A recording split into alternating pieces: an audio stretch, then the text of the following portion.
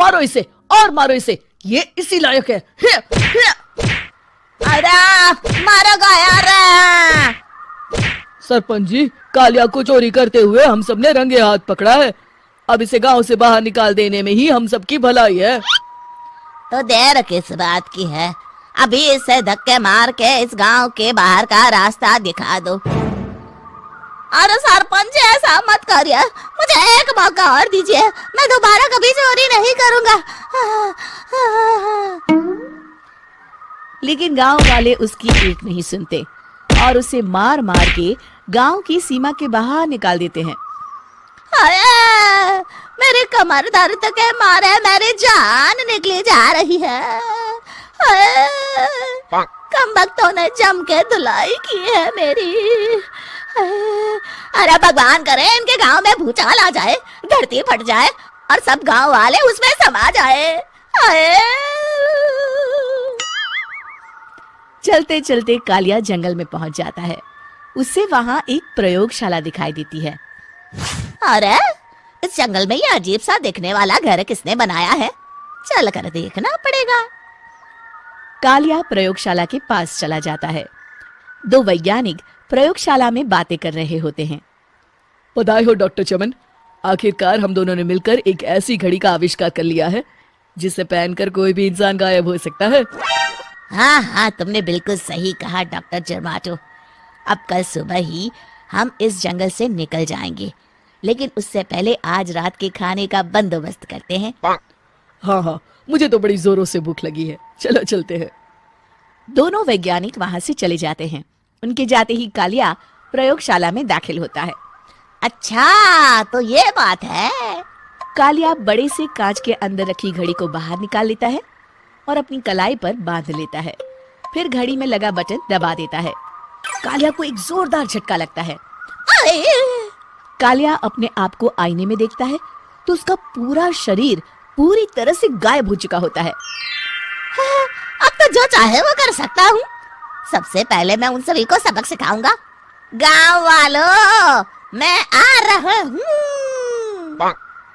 कालिया गांव की ओर चल पड़ता है। थोड़ी देर के बाद दोनों वैज्ञानिक वहां आते हैं। अरे ये क्या, लगता है कोई हमारी घड़ी चुरा कर ले गया है। ये देखो पैरों के निशान। अब क्या होगा, अगर वो घड़ी किसी गलत हाथों में पड़ गई तो अनर्थ हो जाएगा। तुम चिंता मत करो, हमारी घड़ी में जो बैटरी लगी है ना, वो सिर्फ 24 घंटे चलेगी। उसके बाद वो घड़ी काम करना बंद कर देगी।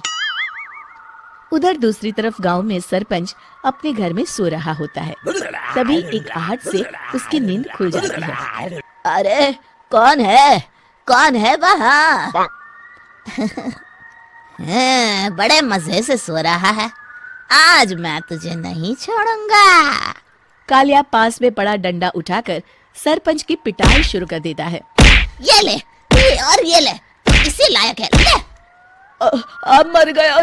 अरे ये क्या हो रहा है? अरे कोई बचाओ मुझे, मेरे घर में भूत आ गया है। सही कहा, मैं भूत ही तो हूँ, ये ले।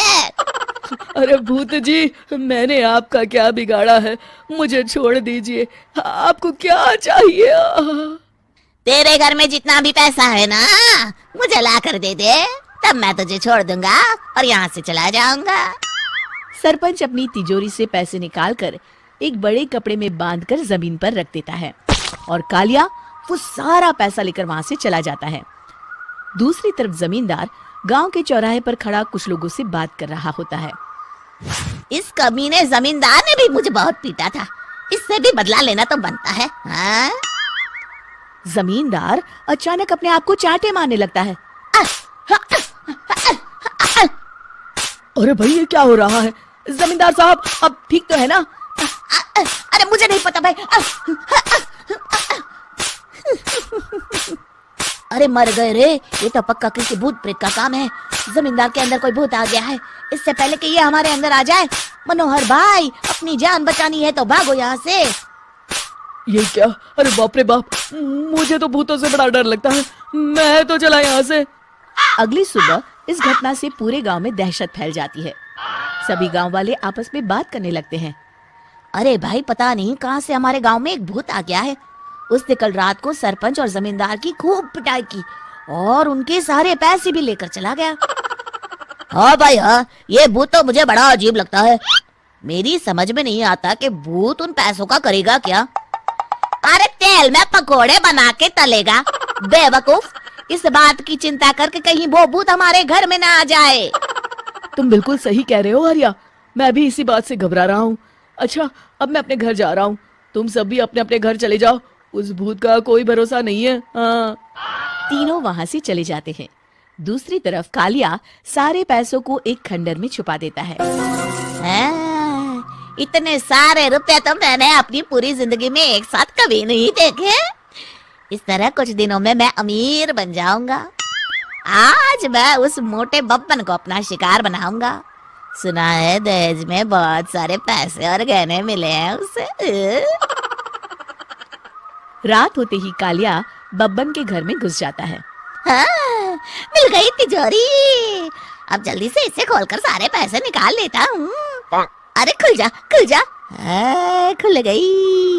कालिया पैसे थैले में भर ही रहा था कि तभी बब्बन उसके बगल में आकर खड़ा हो जाता है। भाई क्या कर रहा है हाँ? अरे हट।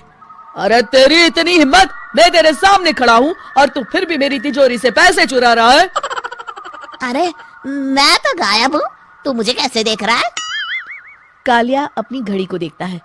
अरे इसे क्या हो गया है? हाय, लगता है बैटरी खत्म हो गई। अच्छा, तो आज मैं तेरी बैटरी अच्छे से चार्ज कर देता हूँ। अरे भाग्यवान, जरा मेरा डंडा तो लाना। ये मोटा मुझे नहीं छोड़ेगा। अरे भागो। कालिया भागकर घर के बाहर जाता है।